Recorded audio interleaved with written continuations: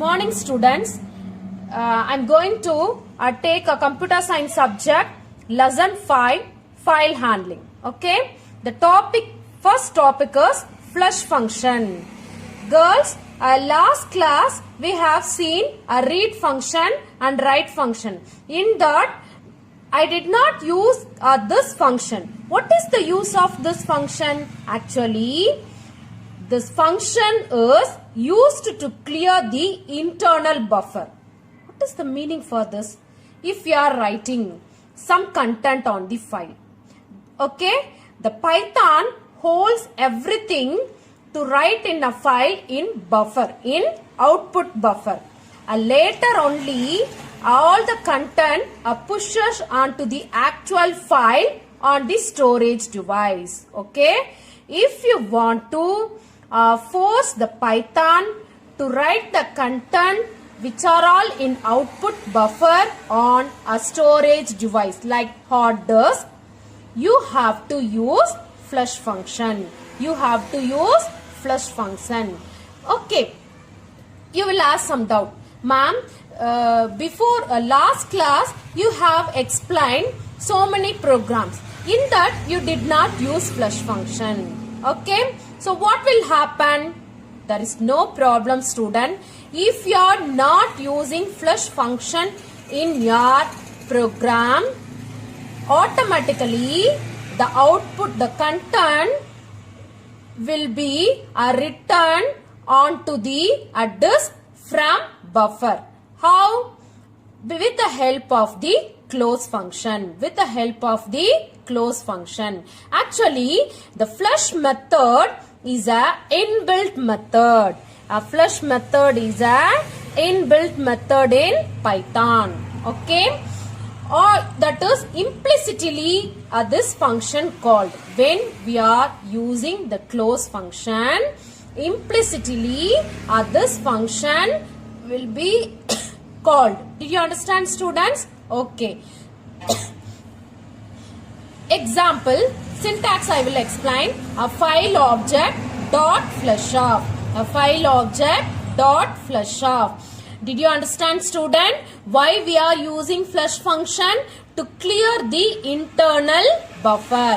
When we are using this flush function, what are all the contents are residing in the output buffer, immediately these contents are returned onto the storage disk, that is pushed onto the storage disk with the help of the storage device, with the help of this flush method. Okay, see here, example, my file is equal to open of hello.txt w. Here w is a writing mode.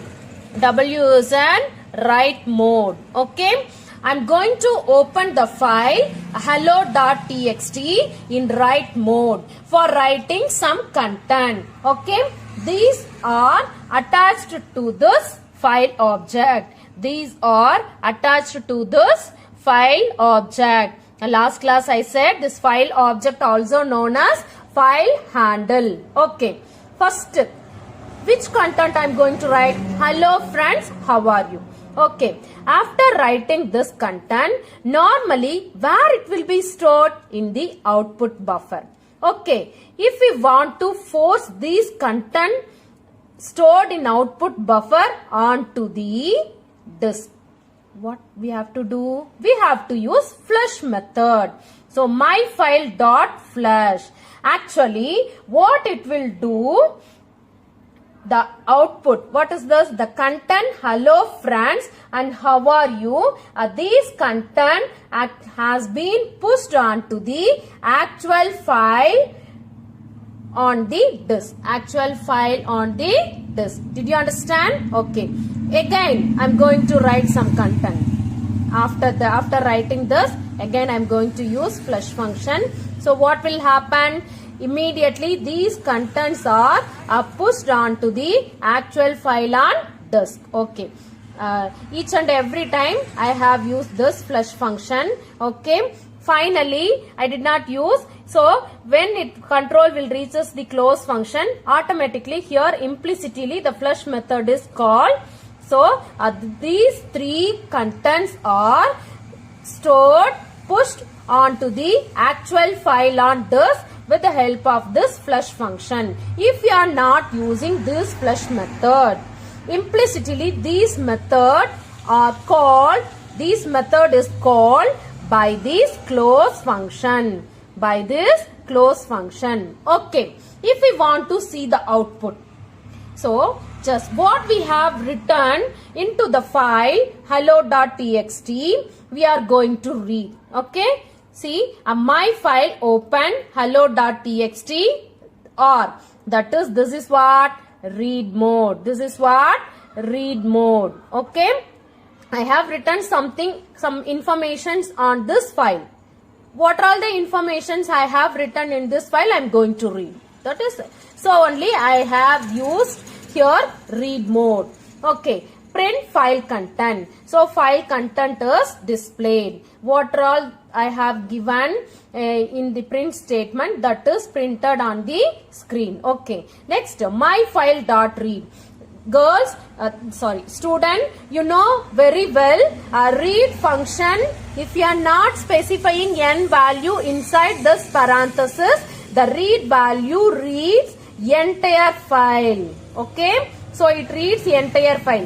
Hello friends, how are you? I'm good. What about you? I'm good too. Thanks. Okay. Did you understand, students? What is the use of flush function? The flush function forces the writing of data on the hard disk. Okay. If there is any pending, that is writing content is pending in output buffer, the flush function forces all the writing content onto the where? Pushes onto the storage devices, that is hard disk. Did you understand, student? Okay. The next topic is removing white spaces after reading from file. Removing white spaces after reading from file. Not only the white spaces means here it refers the new line character, tabs, as well as the trailing spaces, then leading spaces, everything.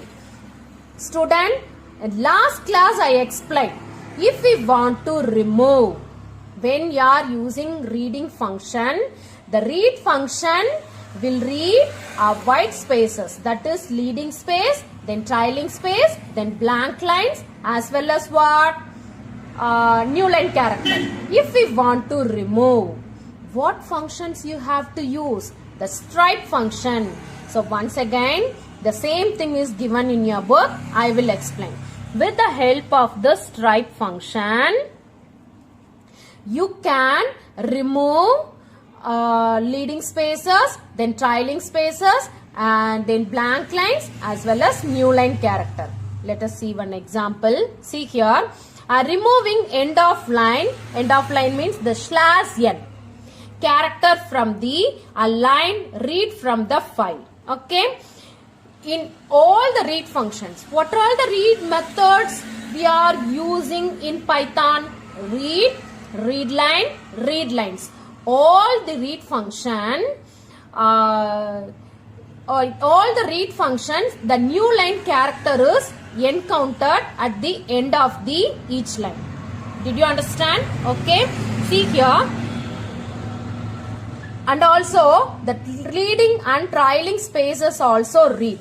These all the read functions read the leading space and trailing space as well as new line character. Okay. See here, FH. FH is a file object. FH is a file object. FH is what? File object. So file poem.txt, comma R. So here I am opening the file poem.txt in reading mode and attached to this file object. Okay. fh.readline. What is the use of this read line? I said a read line function is used to read one entire line. Okay. If By using a read line function, if you are reading each and every line, in each and every line, at last, at end of the each and every line, the new line character also encountered. Do you know very well? Okay. So if we want to remove, so which function we can use? That R strip. Here the stripe function, contains L stripe, then R stripe. Did you understand? So that stripe means if you are using a stripe function, it removes both leading and trailing spaces. Okay.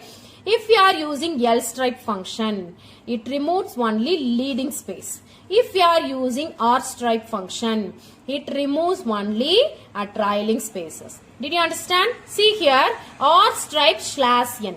Actually, the slash n is encountered at each and every line at the right side. So only we are using R stripe. So immediately the slash n, the new line characters are removed when we are reading each and every line by using this read line function. Students, I hope you understood already the same concept we have seen in last class also. Did you understand? The next one is significance of the file pointer in file handling. Significance of the file pointer in file handling. In every file maintains the file pointer. This file pointer only tells the current position of the file. For example, if we are reading the contents from the file, if we are writing contents onto the file, we should maintain the file maintains the file pointer. The file maintains the file pointer. What is the use of this file pointer? Then only we can read the content from the file pointer, and also we can write the content and the file pointer in a particular position. Did you understand? First, if you are writing or reading something onto the file or reading something from the file, two things you have to keep it in your mind. Two things happen in the file pointer. Two things happen in the file pointer. What are all?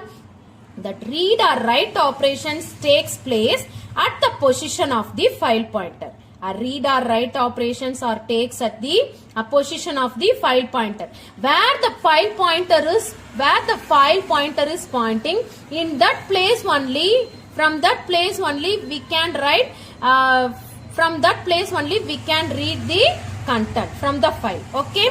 The second thing is a file pointer advances by the specified number of bytes. Actually, the file pointer is points in the same, not pointing in the same place. It just moves. How many bytes? If you are moving the file pointer, up to that bytes, the file pointer will move. See student, I will tell one example to understand the file pointer. fh is equal to open of marks.dat r. Here I have opened the file marks.dat in reading mode. What content I have written? Hello, how are you? So these content are stored into this file marks.dat. Okay. Before we are reading, initially the file pointer lies in beginning stage. Initially the file pointer lies in beginning of the file. Okay. This is the beginning of the file. Okay. Next. See the next one. I am going to read only one byte. This is n value. This is what? Value of n. Value of n. From this file, I am going to read only one byte. Okay. First byte is what? H. After reading this, immediately the file pointer moves to the next byte. So the next byte holding the value is what? E. Did you understand? After reading this, immediately the file pointer moves to the next byte. Okay. Next one is again 2 more bytes I am going to read. See here, str is equal to fh dot read of 2. 2 more bytes I am going to read. Okay, already I have read 1 byte. Again 2 more bytes means el. After reading these 2 more bytes, the file pointer immediately will move to the next byte. Next byte holding the value is what? L. Did you understand, student? I hope you understood what is the meaning for file pointer. Okay. The next one is file modes and opening position of the file pointer. Okay. If we are using so many modes we are using, and text file so many modes we are using, and binary file also some modes we are using, that is reading mode and writing mode, both reading and writing mode, then append mode. Okay, in each and every mode where the file pointer opening the position of here, opening position of the file pointer. Okay, see here, if the file mode is a reading mode, that is, this is the text file, this is for binary file, this is for reading and writing, this is both reading and writing. So in this mode, the file pointer points at the beginning of the file. The file pointer points at the beginning of the file. Okay, here a writing mode in text file, this is binary file. Here writing as well as reading. Here this is also writing as well as reading. In this mode, the file pointer points the beginning of the file. The file pointer points the beginning of the file. Okay. If the file is already exist, that overrides the existing file. Did you understand? If you are opening a file, it does not exist, that's not a problem. If the file already exists means it overwrites the existing file. Okay. The next one is append mode. If we are opening the file in append mode, the file pointer points at the end of the file. If the file pointer points at the end of the file, that is, if the file is already open in writing mode, after that if you are using append mode, the file pointer points the end of the file. Suppose if the file does not exist, so it creates the file, then we can append the new data. Did you understand? Okay. The next topic is a standard input, output and error stream. A standard input, output and error stream. Okay student, if you are writing program, after writing program you want to execute. If in your execution you have to give an input value to the variable. How you will give the input value to the variable? By using keyboard. Actually, here the keyboard is what? Standard input device. Here the keyboard is what? Standard input device. Okay. So, STDIN. Where the output is displayed? On the output device, on the monitor. So, that standard output device, that is monitor, is a standard output device. So, STD out. Okay. If you are not getting proper output, you will get some error message, no? Where the error message is displayed? On the monitor. So, sometimes this monitor is also called standard error device. This monitor is also called what? Standard error device. Okay student. How you will give input to the variable? By using keyboard. Which function you will use? Input function. Did you understand? Input function. With the help of this input function, you will give the input to the variable by using keyboard. Okay. How you will display the output on the screen? With the help of the print function. With the help of the print function. Okay. Without using this, how we can give the input to the variable? How that is, how we can read the input from the keyboard? How we can write the output on the monitor? So, For that we are using some standard stream. What are all? STD in, STD out, STD error message. This standard stream is used to give the input using keyboard. This stream is used to display the output on the monitor. This stream is used for displaying some error message. Okay, did you understand? I will tell an example. With the help of the example, you can understand very well. See, to work with a standard input and output and error, that is STD in, STD out, STD error standard streams. See the example, import sys. If we want to use these standard streams inside the program, you have to import this sys module. You have to import this sys module. Okay, print enter any message. That's not a problem. Here we have used print function. So what we have given inside the parenthesis, the same thing is displayed on the screen. Okay.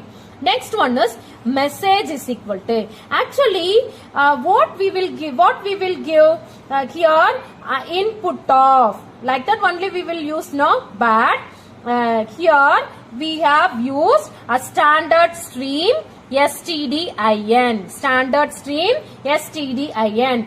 Through this, I am going to give the input using keyboard. Okay, so it reads the input. By using this, we can read the input from keyboard. So what input I have read? See here, welcome to all. Welcome to all is stored into the variable message. Okay, the next one is print your message. The print your message is what? So here a print function I have used. Within a parenthesis, what I have given within double quote, the same thing is displayed on the screen. Okay. The next one is sys.stdout.write of message. Actually, what is the use? This standard stream is used to write the output on the, that is used to display the output on the screen. Actually, what content is stored into the variable message? Welcome to all. So the welcome to all is displayed on the output screen. Okay, did you understand? On the monitor. Okay, the next sys.standard error. When we are using here for displaying error message, we can use this standard error, std error. Did you understand, student? So instead of using input function, we can use stdin standard stream to read the data from the keyboard. Did you understand? Okay. Instead of using print function, we can use std out standard stream to write the data on the device, that is output device. Okay. The next topic is absolute and relative path. Absolute and relative path. What is the meaning? I will explain you later. First, before that, you know what is mean by path name. That is the full name of a file. The full name of a file or a directory is called path name. The full name of a file. Actually, you are asking me, ma'am, you have stored one program. Actually, I want to see annual day photo. Sorry, student. I want to see annual day photo in computer. So I don't know where it is residing. You are asking me.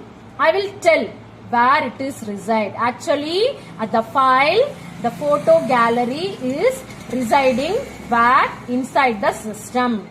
From starting itself, exact path I will tell. That is and C:, then server PC, then annual day, then grade 12, then after that, then photo. From that way only I will explain to you. I will tell to you exact path exact path of the file. Exact path of the file. Okay. See here.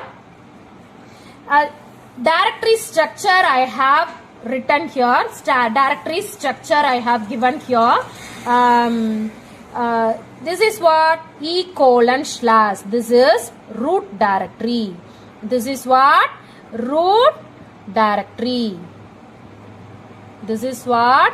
Root directory. Okay. Under this root directory, I have used two, that's like a subdirectory. A project accounts. Under this directory, I have stored so many files and some more directory also given. Okay. With the help of this directory structure, I will explain what is mean by absolute path and relative path. Okay. See here, absolute path.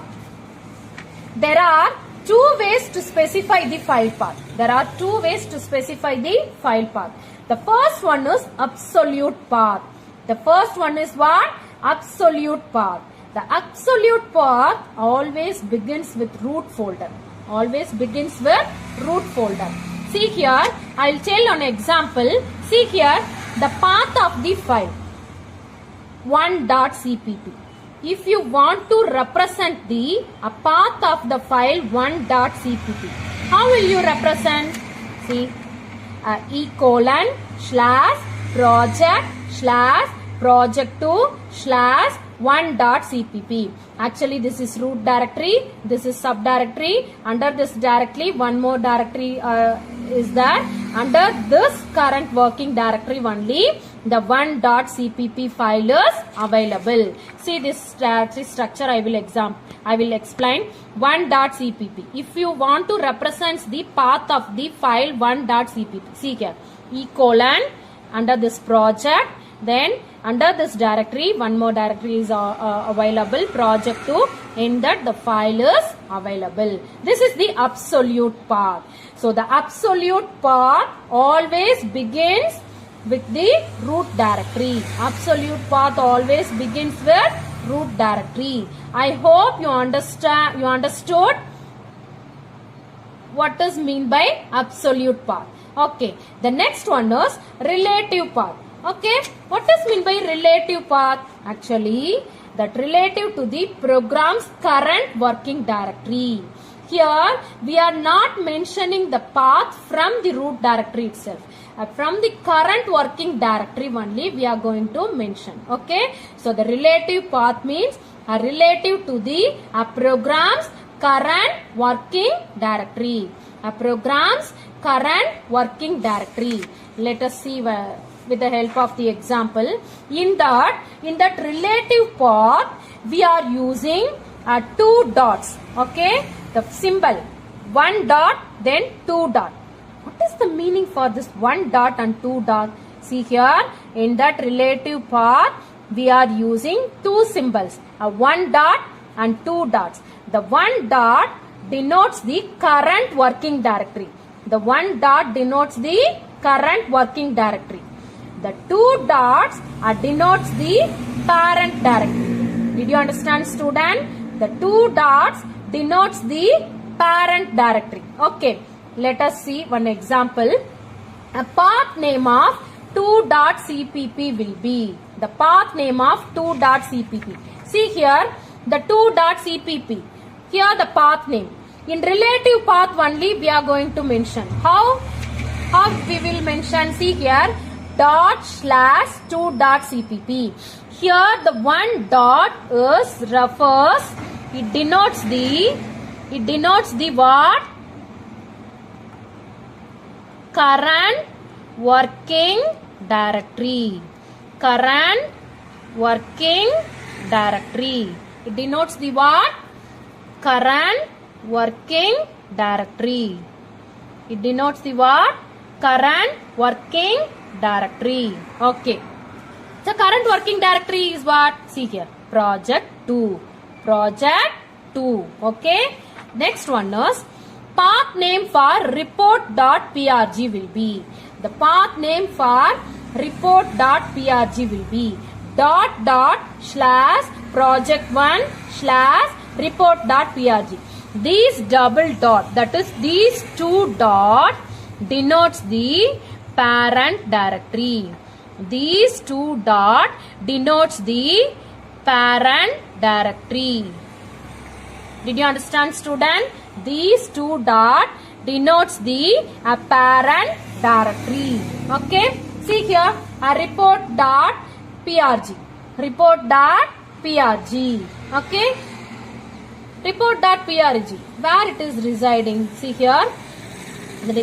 Here the double dot means represents the two dot represents the parent directory. That is project, then under the project one, then report.prg. Okay. So in relative paths we are using two symbols, a one dot and two dot. The one dot represents the current working directory. Then two dot represents the parent directory. Okay. In absolute path, if we want to represent the path of the file, it starts from a root directory. It starts from root directory. Okay. In relative path, it relates to the current working directory. Relates to the current working directory. Okay. What we have seen today? What all the topics we have seen? That is flush function. So flush function, what is the use of flush function? To clear the internal buffer. Okay. What all the contents are stored into the output buffer? All the contents are pushed onto the storage device, that is example the hard disk, with the help of the flush function. The next, what we have seen, if we want to remove the leading space and trailing space and then white space, that is a new line character in the read function, we can use a stripe method. Okay. The next one is significance of the file pointer. So I think you understand the file pointer. The file pointer points the position of the what we have seen, the file pointer. Actually every file maintains the file pointer that tells the current position of the file. Then only we can perform the read operation and write operation. Okay. Then after that, what we have seen, that is absolute path and relative path. I think you understood that absolute path and relative path. That's all, student. Chapter 5 is completed. So related to this chapter, I have given one worksheet. Don't forget, do your work properly. Okay. Be safe in your home. What all the worksheets we have given, do everything. That is very useful to you. Having any doubts, after that we can discuss. Okay. Thank you, student.